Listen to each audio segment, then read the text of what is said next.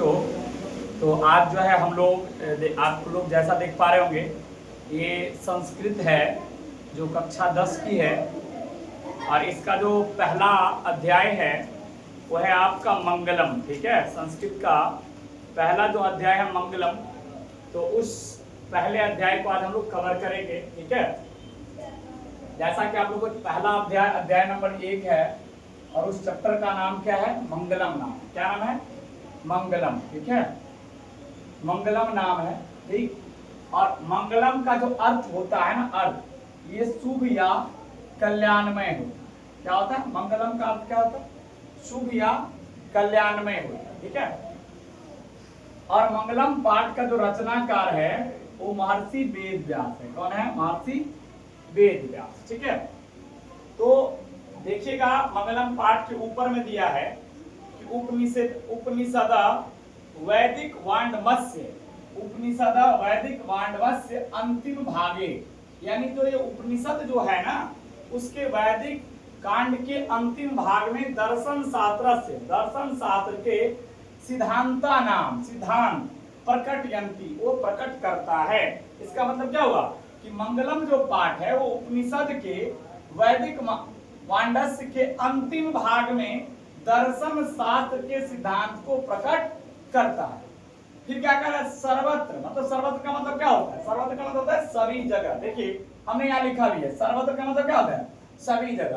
तो सर्वत्र परम पुरुषस्य, सर्वत्र परम पुरुष है ना, परमात्मना, परम पुरुष परमात्मा की महिमा, महिमा मतलब महानता, प्रधानयंते, प्रधानयंता, प्रधानयता, प्रधानतया गीयते, कहता है कि सभी जगह परम पुरुष परमात्मा की प्रधानता को यानी महिमा को गाई जाती है ना। किसकी महिमा को गाई जाती है? तो परमात्मा की महिमा को। ऑब्जेक्टिव में रहेगा कि किसकी महिमा सर्वत्र गाई जाती है? तो परमात्मा की। अगला है तेन परमात्मना जगतः व्याप्त अनुशासिता चास्ति। तेन का मतलब क्या होता है? उन्हीं, तेन का मतलब उन्हीं परमात्मा है ना के द्वारा, जगत मतलब परमात्मना जगत, उन्हीं परमात्मा है ना के द्वारा, परमात्मा मतलब होता है परमात्मा के द्वारा, जगत मतलब संसार, व्याप्त अनुशासित चास्ति, यानी उन्हीं संसार, उन्हीं परमात्मा के द्वारा ये जो हमारा संसार है वो क्या है? अनुशासित है। पूछेगा कि यह संसार किसके द्वारा अनुशासित है? तो परमात्मा के द्वारा अनुशासित है। ठीक है, अगला है स एव सर्वेशा तपसा परम लक्ष्य, और जो ज्ञानी लोग होते हैं वो उन्हीं परमात्मा को प्राप्त करने का क्या रखते हैं? के लिए तपस्या करते हैं और उनका वही लक्ष्य होता है परम पिता परमात्मा को प्राप्त करना। ठीक है, अस्मिन पाठे परमात्मा परा उपनिषदाम पदात्मका पंचा मंत्रा संकलिता संति। कहता है इस पाठ में है ना, अस्मिन पाठ का मतलब होता है इस पाठ में, अस्मिन का मतलब होता है इसमें, पाठे मतलब पाठ में, परमात्म परा उपनिषदात पदात्मका पंचा मंत्रा संकलिता संति, यानी इस पाठ में क्या है? उन्हीं परमात्मा के लिए उपनिषद से 5 मंत्र क्या है? पद के रूप में संकलित है। यानी जो मंगलम पाठ जो है वो उपनिषद से लिया गया है और उस उपनिषद का कितना मंत्र है? इस पाठ में 5 मंत्र है। तो मंगलम पाठ में कुल कितने मंत्र है? 5। वो कहां से लिया गया है? तो उपनिषद से। इसका पहला श्लोक ये है, हिरण्यमयेन पात्रेण सतस्यापहितम मुखम। हिरण्यमयेन का मतलब क्या होता है? सोने के समान। हिरण्यमयेन मतलब सोने के समान। पात्रेण का मतलब होता है आवरण। पात्रेण का मतलब क्या होता है? आवरण। और सतस्यापहितम मतलब सत्य जोड़ अपहितम। सतस्या का मतलब होता है सत्य का, और अपहितम का मतलब होता है ढका हुआ, है ना। यानी क्या कहता है कि सोने के पात्र से सत्य का जो है मुखम का मतलब मुख ढका हुआ है। ध्यान रखिएगा, सोने के पात्र से किसका मुख ढका हुआ है? तो सत्य का। इसका अर्थ ये हुआ कि हिरण्मयेन पात्रेण सतस्य अपहितम मुखम, यानी सोने के, हिरण्मय मतलब होता है सोने के समान, पात्रेण मतलब होता है पात्र, पात्रेण मतलब आवरण, तो सोने के आवरण, सतस्य अपहितम सत्य का, अपहितम का मतलब ढका हुआ, मुखम का मतलब मुख, यानी सत्य का जो मुख है वो सोने के समान आवरण से क्या है, ढका हुआ है। ठीक है। तत्वम पुष्पाना पुष्पाना आपावृणु सत्य धर्माय दृश्यते। देखिए तत्वम का मतलब होता है ततः जोड़ तत्व बराबर तत्वम, ततः का मतलब होता है उस, है ना, उस तत्व मतलब आवरण को, है ना, आपावृणु पुष्पाना वृणु, पुष्प जोड़ आपावृणु, आपावृणु का मतलब होता है हटा दे, सत्य धर्माय दृश्यते, सत्य धर्म के दर्शन के लिए उस आवरण को क्या करिए, हटा दीजिए। यानी सूर्य देव से ये प्रार्थना किया जा रहा है कि जो सत्य का मुख जो है वो सोने के समान आवरण से ढका हुआ है और मुझे उस सत्य का क्या करना है, दर्शन करना है, इसीलिए आप उस आवरण को क्या करिए, हटा दीजिए, ताकि मैं उस सत्य का क्या कर सकूं, दर्शन। देखिए इसका अर्थ क्या होता है, हे सूर्य सत्य का मुख स्वर्णमय आवरण से ढका हुआ है, यानी सत्य का मुख किससे ढका हुआ है, सोने के आवरण से, मुझे सत्य धर्म की प्राप्ति के लिए उस आवरण को क्या करिए, हटा दीजिए। ठीक है। और ये जो आपको श्लोक है वो आपको ईशावास्य उपनिषद से लिया गया, किससे लिया गया है, याद रखिएगा, किससे लिया गया है, ईशावास्य, ये ईशावास्य उपनिषद से लिया गया है। आपको दिया जाएगा हिरण्मयेन पात्रेण सतस्य अपहितम मुखम, यह जो पंक्ति है वो किस जो है उपनिषद का है, तो ये ईशावास्य उपनिषद का है। तो आपको यहाँ सब्जेक्टिव बनेगा कि सोने के पात्र से किसका मुख ढका हुआ है, तो सत्य का, सत्य का मुख किस पात्र से ढका हुआ है, तो हिरण्मयेन पात्र से। ठीक है। अगला है दूसरा नंबर का, देख लीजिए दूसरा नंबर का श्लोक, श्लोक नंबर 2 जो है वो क्या कहता है, अनोरनियान महतो महियान आत्मस्य जंतो निरहतो गुहायाम। देखिए आप ध्यान रखिएगा, अनोर नियान महतो महियाम, अनो का मतलब होता है अनोर जोड़ अनियान, अनु जोड़ अनियान, अनु का मतलब होता है सूक्ष्म से और अनियान का मतलब होता है वो भी सूक्ष्म से, अनोर अनियान मतलब सूक्ष्म से भी सूक्ष्म, और महतो महियान इसका मतलब होता है महान से भी महान, आत्मस्य आत्मा की, है ना, जंतो निरहतो गुहायाम, जंतु का मतलब क्या होता है, जंतुओं की यानी प्राणियों के, गुहायाम मतलब होता है हृदय रूपी गुफा में, है ना, यानी जो आत्मा है, जो आत्मा जो है वो अनु से यानी सूक्ष्म से भी सूक्ष्म है और महान से भी क्या है, महान है, और यह जो आत्मा है वो प्राणियों के हृदय रूपी गुफा में क्या करता है, बंद है, क्या है, यानी प्राणियों के हृदय रूपी गुफा में कौन बंद है, आत्मा, सूक्ष्म से भी सूक्ष्म कौन है, आत्मा, महान से भी महान कौन है, आत्मा, ऑब्जेक्टिव में रहेगा, सूक्ष्म से सूक्ष्म कौन है, तो आत्मा, महान से भी महान कौन है, आत्मा, आत्मा कहाँ निवास करता है, तो प्राणियों के हृदय रूपी गुफा में, इसका मतलब ये हुआ।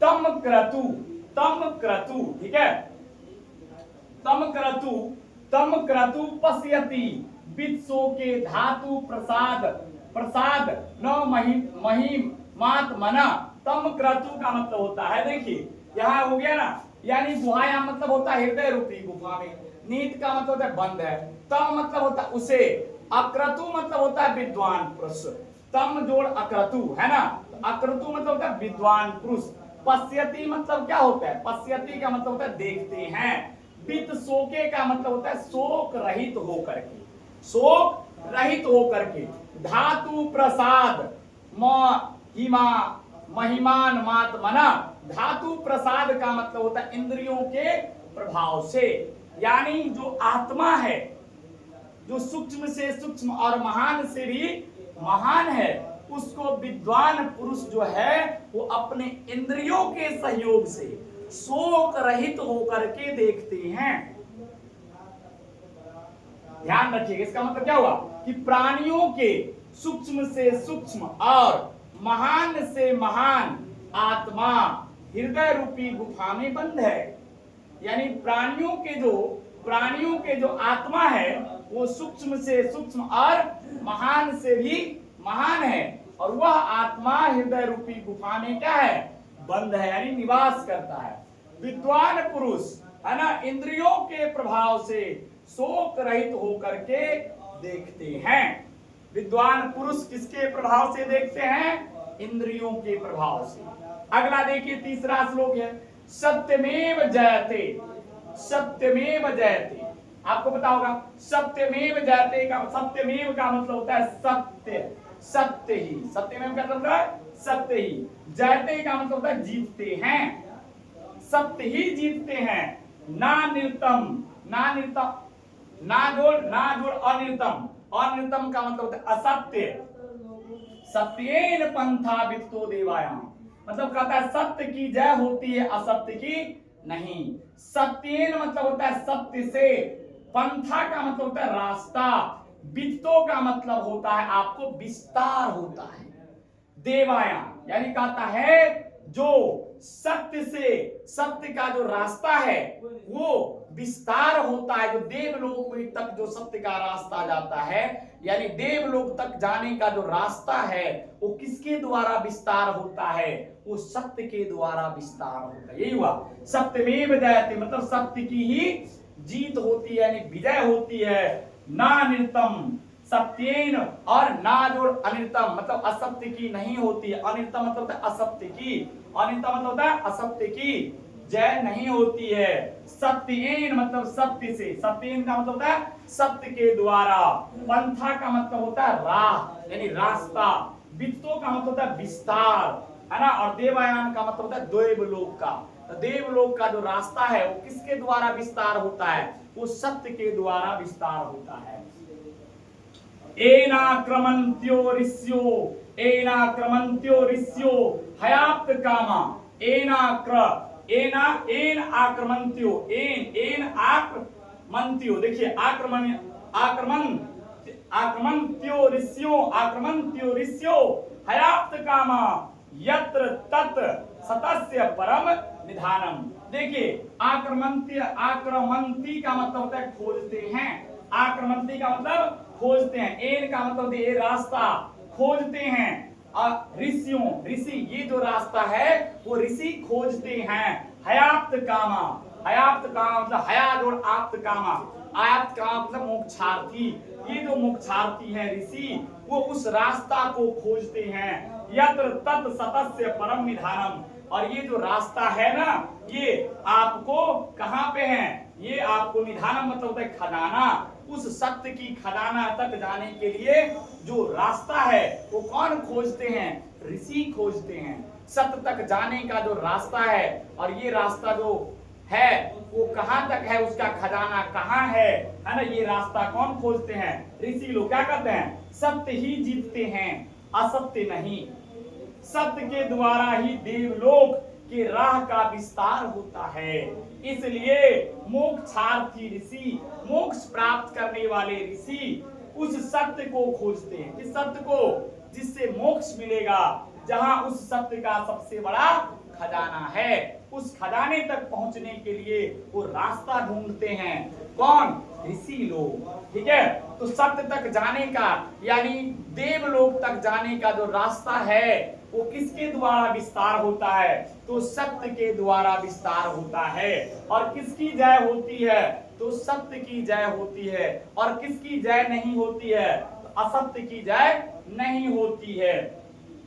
अगला, यथा नदा अस्यन्दमाना समुद्रे अस्तम गच्छन्ति नाम रूपे विहार। यथा का मतलब होता है जिस प्रकार, यथा का मतलब क्या होता है, जिस प्रकार। नदा का मतलब होता है नदियां, अस्यन्दमाना, अस्यन्दमाना का मतलब होता है प्रवाहित होती हुई, समुद्रम समुद्र में, अस्तम मतलब होता है, अस्तम का मतलब क्या होता है, अस्तम का मतलब होता है अस्यन्दमाना, है ना, अस्तम गच्छन्ति नाम रूपे विहाय। कहता है जिस प्रकार जो नदियां है वो प्रवाहित होती हुई है ना, समुद्र में अस्त हो जाती है, विलीन हो जाती है। अब नाम रूपे विहाय, नाम और रूप को छोड़ करके, है ना, विहाय का मतलब क्या होता है, छोड़ करके, किस में मिल जाती है, वो समुद्र में मिल जाती है। तो इसका मतलब क्या हुआ, जिस प्रकार जो नदियां हैं वो बहती हुई, है ना, कहाँ जाती है, समुद्र में मिल जाती है, किसको छोड़ करके, तो नाम और रूप को छोड़ करके। आपको रहेगा ऑब्जेक्टिव में कि नदियां किसको छोड़ करके समुद्र में विलीन हो जाती है, तो नाम और रूप को छोड़ करके। यह तथा उसी प्रकार विद्वान नाम रूपात विमुक्त, उसी प्रकार जो विद्वान लोग होते हैं, विद्वान पुरुष होते हैं, वो विमुक्त मतलब होता है अलग होकर के, नाम रूपात विमुक्त यानी नाम और रूप को विमुक्त मतलब छोड़ करके, परात परम यानी परम पिता, है ना, पुरुषम उपौति दिव्यम, परम पिता जो पुरुष है, परम पुरुष जो है वो परमात्मा है, उसमें क्या हो जाते हैं, विलीन हो जाते हैं। इसका मतलब क्या हुआ कि उसी प्रकार जो है विद्वान पुरुष भी अपने नाम और रूप से मुक्त होकर के उस परम पिता परमात्मा में क्या हो जाते हैं, विलीन हो जाते हैं। इसका मतलब क्या, जिस प्रकार नदियां अपने वास्तविक नाम को छोड़ करके प्रवाहित होती हुई समुद्र में मिल जाती है, उसी प्रकार विद्वान पुरुष अपने नाम और रूप को छोड़ करके परम पिता परमात्मा में वो क्या कर लेते हैं, प्राप्त कर लेते हैं, और इस संसार रूपी जो है बंधन से मुक्त हो जाते हैं। बात समझ में आ गया।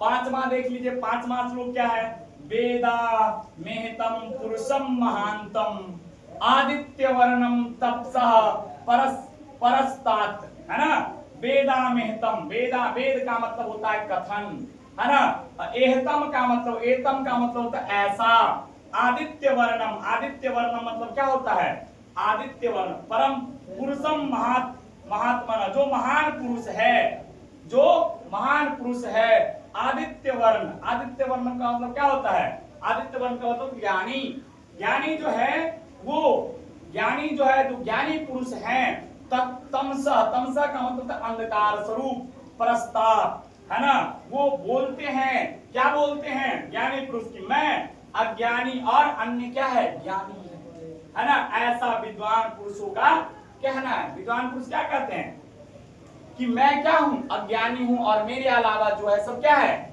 ज्ञानी लोग हैं, है ना। तमेव विदित्वादित मृत्योमेति नान्य नान्य पंथा विद्यते विद्यते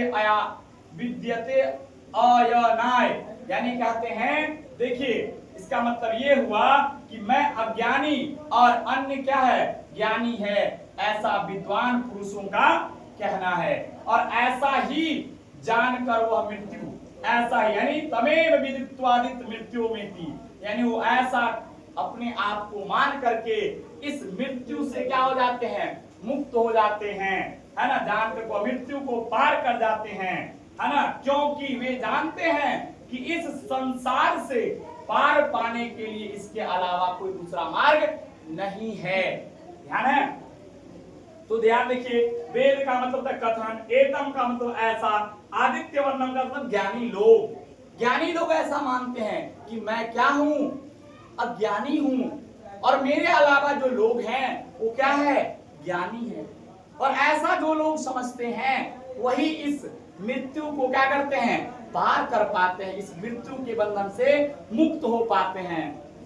ये कहना किसका है, जो ज्ञानी लोग हैं उनका कहना है कि मैं अज्ञानी हूं और मेरे अलावा सब क्या है, ज्ञानी हैं।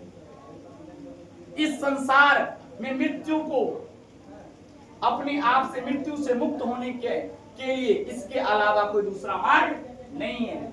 ठीक है, तो ये आपका क्या था, मंगलम पाठ का क्या था, अर्थ था। ठीक है, ध्यान रखिएगा, मंगलम पाठ का जो पहला, मंगलम पाठ का जो पहला अर्थ है, श्लोक है, वो ईसावास्य से लिया गया है। दूसरा जो है, पहला जो है आपको ये हिरण्मयी ईसावास्य से लिया गया है। दूसरा जो है आपको कठोपनिषद से लिया गया है। तीसरा और चौथा वो मुंडकोपनिषद से लिया गया है और पांचवा जो है वो श्वेताश्वर से लिया गया है। तो ये सेशन आपको अच्छा लगा होगा।